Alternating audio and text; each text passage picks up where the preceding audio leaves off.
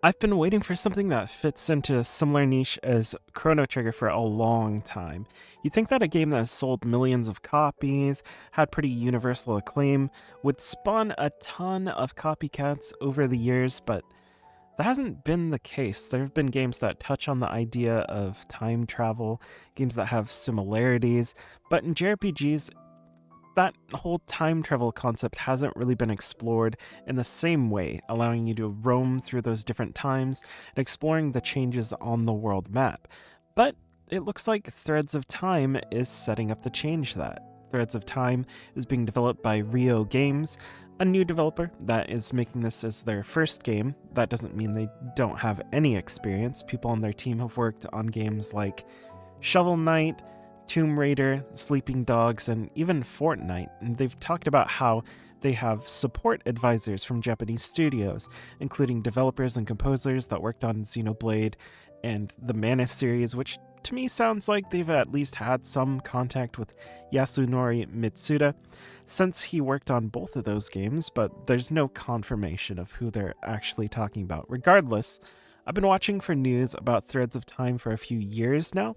They've posted off and on different things on social media like pixel art. Now they've got an entire trailer. I would say that from everything I've seen, Threads of Time is more heavily inspired by Chrono Trigger than just regular inspired.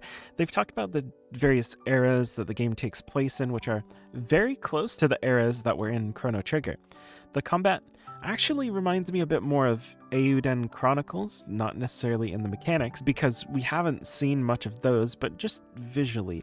And visually, the combat in Eiyuden looks great, so that's not a bad thing. It definitely is a turn-based system, they've confirmed that. A lot of the main plot will have you going through various times and solving some sort of mystery. They've also tried to keep it a somewhat retro aesthetic, but definitely tuned up with modern styles. It has that HD 2D feel to it with the pixel art models and 3D backgrounds, a style they've implemented in a really great way here. I would say what definitely sold me on the game is the art style. It looks incredible. They have all sorts of different perspectives that they use with the camera to frame all of these really cool looking events, and there's even an airship. So why don't we take a look at some of the characters and some of the locations too.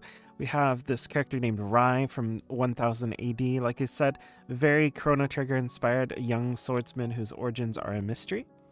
He's destined for something bigger, classic JRPG protagonist. Luna from 1000 AD as well, adventurous soul with a strong sense of justice. These pixel arts characters look awesome. Like, they really do. And these are the battle sprites, it looks like. Arya, 1000 AD. So a lot of the characters from 1000 AD. Mysterious woman that calls to Rai from beyond time and space. Who is she? Where did she come from?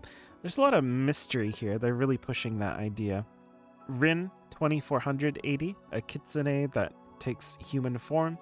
Fights for the helpless in a future where the wealthy hold all the cards. Maker, corpse, beware.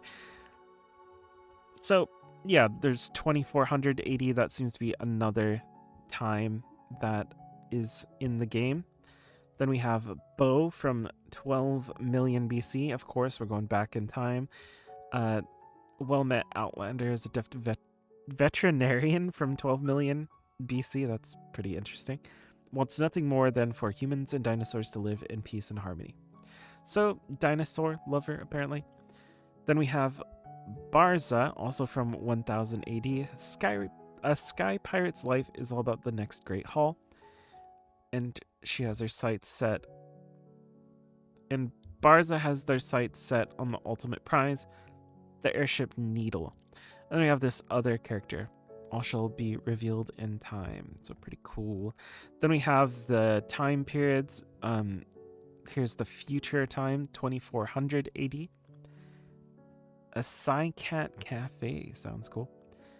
Then we have prehistoric time, 12 million BC, so that's where that one character Bo was from. Fly with the Dactyl Bros. There is, in the trailer, you can see the dactyls, which are these creatures that you're flying on, so That'll be a thing. Middle Ages 1000 AD. Oppressed by the Grand Duke of Akren, the world's common folk resort to smuggling. So sky piracy is a thing here. And then Apocalypse, which is question mark time period. So there was some sort of apocalypse that happens. Reminds me of when Lavos destroys the planet. So yeah, those are all of the time periods that they're talking about so far. I guess there could be more, but for now, that is what they've got. They've also said that this game isn't just inspired by Chrono Trigger, but also Final Fantasy. I can definitely see that from everything I've seen.